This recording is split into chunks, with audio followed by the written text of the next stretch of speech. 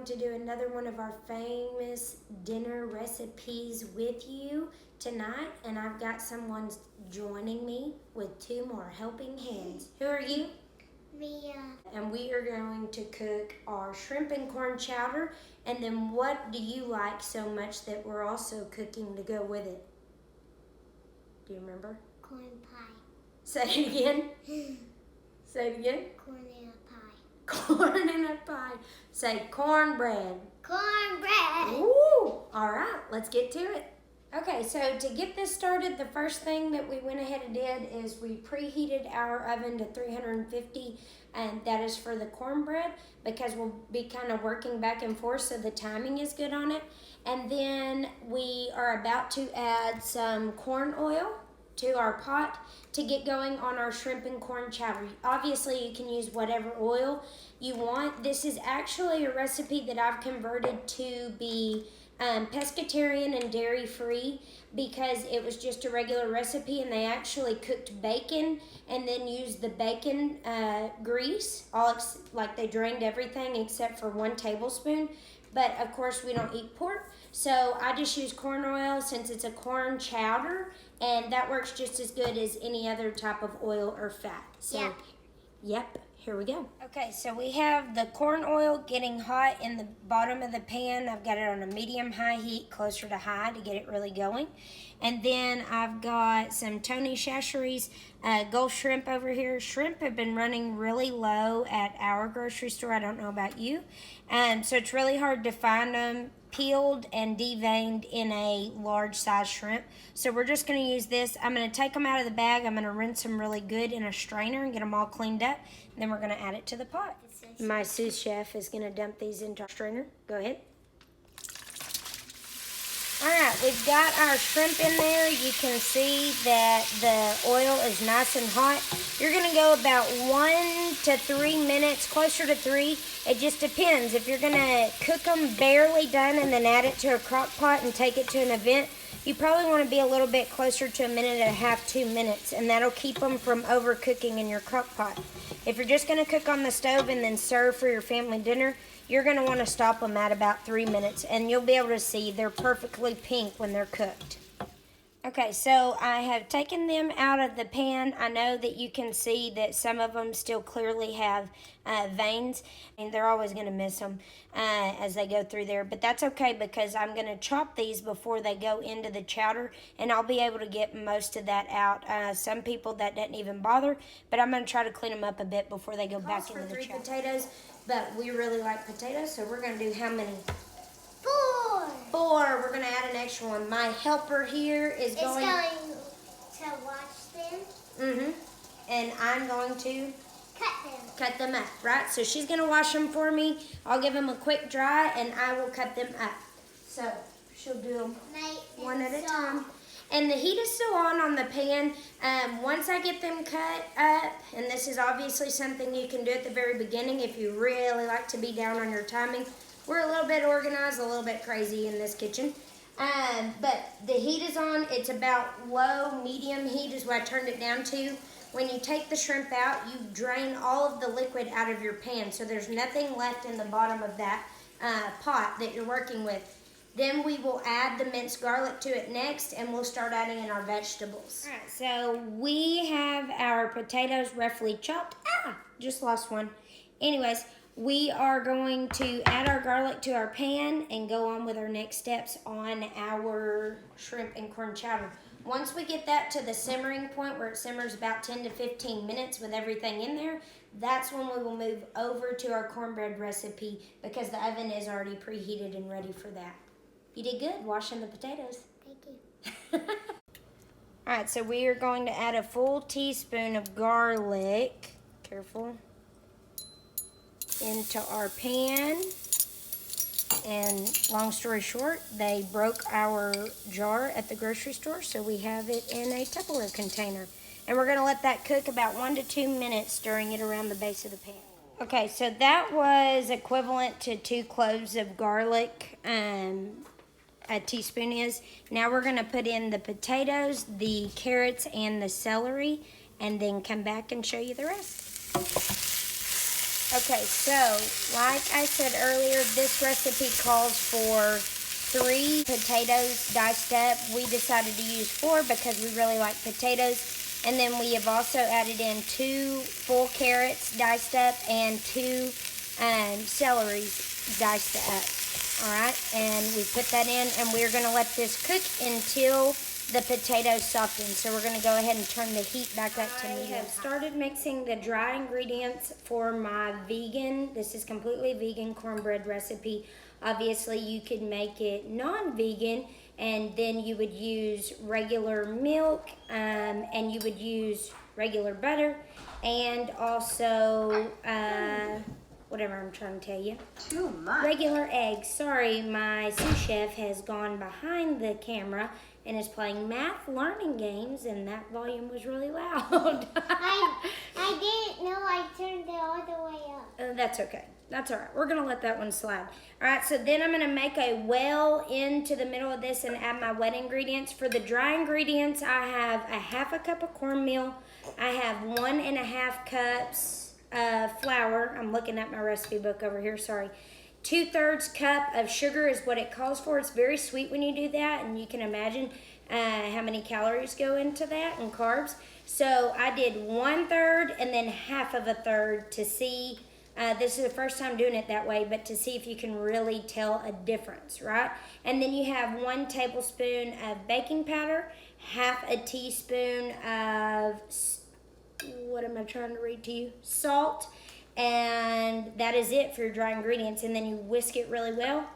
Put a well in the middle of it, and that's where we're gonna dump our wet ingredients. Stay tuned. So we have our helper back, and we've got our well made in the center. The last bits that we're going to put in here are our oil. We're also going to put our oat milk, our melted butter, and our egg replacer. Like I said, if you're not vegan, you would just use your regular, milk, regular butter, regular eggs, which would be 2 eggs. I'll talk about that in a second. And then whatever oil. We're going to use, again, the corn oil because it's cornbread. So we should use corn oil, yeah? Yeah. Now, these are just egg replacers. 3 tablespoons. Oh, we got a question in the kitchen. We should pour all of it. No, we're not going to pour all of it. 3 tablespoons is equivalent to 1 whole egg. So we're going to use 6 tablespoons in the middle. We've got 3 tablespoons of melted butter already done. And then we're going to do 1/3 cup of oil. We're not going to do that so that we don't hurt our ears. 1/3 cup of oil, and then 1 1/4 cup of oat milk. I'm going to use Planet Oat. I do not use sweetened oat milk. I use the original, so like they'll usually call their basic milk vanilla. We use original so that we don't get any kind of sweetness from the milk.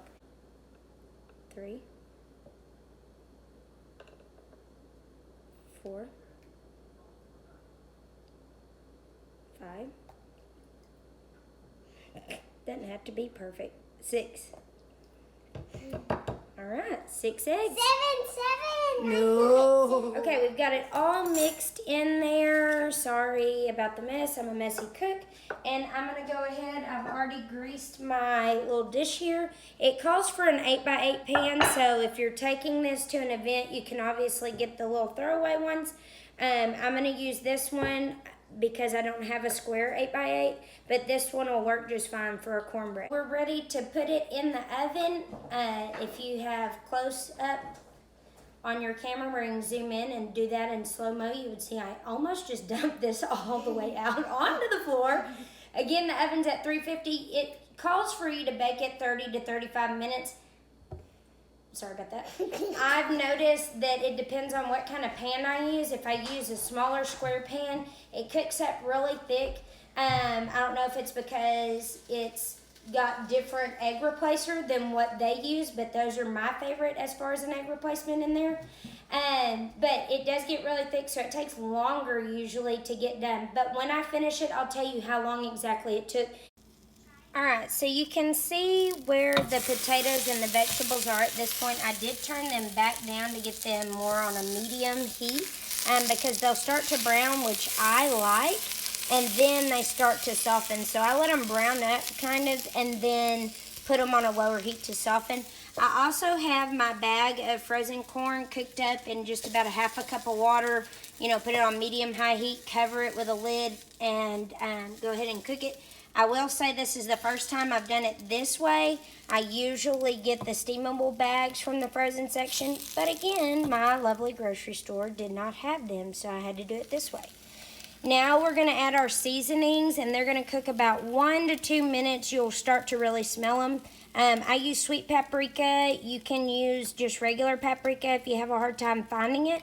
I had to find this one at TJ Maxx after all my searching. And it actually calls for your sweet paprika, 1/4 teaspoon, and then a 1/2 teaspoon of dried thyme. But I don't use dried thyme. I go ahead and hit it with some Old Bay. So you can get creative what kind of seasonings you want to use in this. But go ahead and you'll add them at this point when your potatoes are soft. You'll start to smell them, and then we move on to the next step. All right, here it is with the seasoning. So I did sweet paprika, Old Bay, like a Cajun type seasoning, and then I also hit it with some salt because the more potatoes you got, the more salt they need.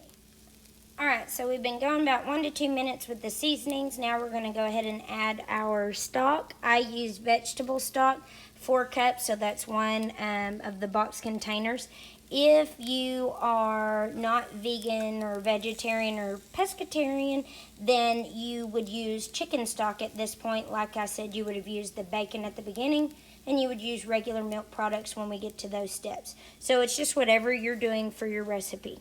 All right, so it's 4 cups are going to go in, and I always have mine like one that's not in the fridge, you know, so we're not hitting it with a real cold stock. So it's a brand new one out of the pantry. And then we're going to put a lid on it. We're going to take it up to a high heat.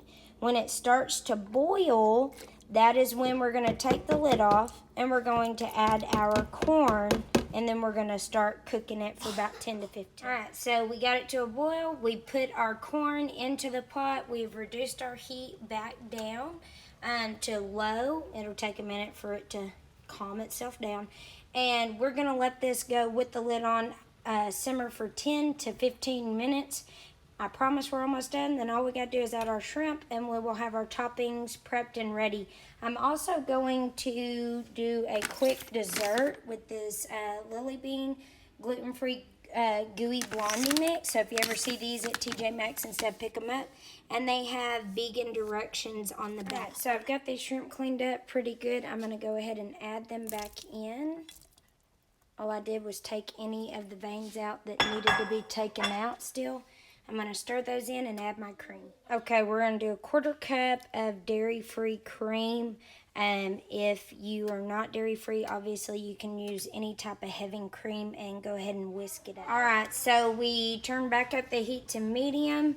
The cream is in there. Like I said, a 1/4 cup. You can add more or less depending on how creamy you want your chowder to be. And then our cornbread and our blondie dessert is about to come out of the oven. I'm going to put this in the crock pot, and we're going to head on over to my in-laws. So I have the corn and shrimp chowder ready to transport in the crock pot. We've got the Vegan Blondie out of the oven. It went for 20 minutes, and that'll rest for about 30 minutes before you even cut into it. So it's still got movement in it, but after it rests, you can cut into it. And then we've got our vegan cornbread, and we are ready to roll. Okay, now we're ready.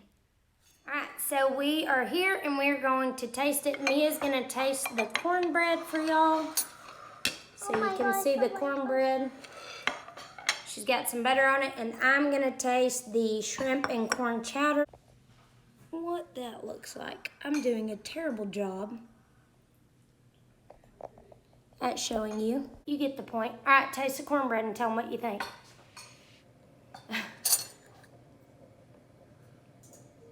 Good? You look like you're sitting in the bowl. Is it good? You love cornbread. All right, and let's go ahead and taste the shrimp and corn chowder. She doesn't. She's not a fan of shrimp, are you? Perfect. This is good every time we cook it. Most of the time we come over here to my in-laws with it. Most of the time. I hope y'all all have a great dinner. Thanks for cooking with us. Tell them bye. Say see you next time. See you next time.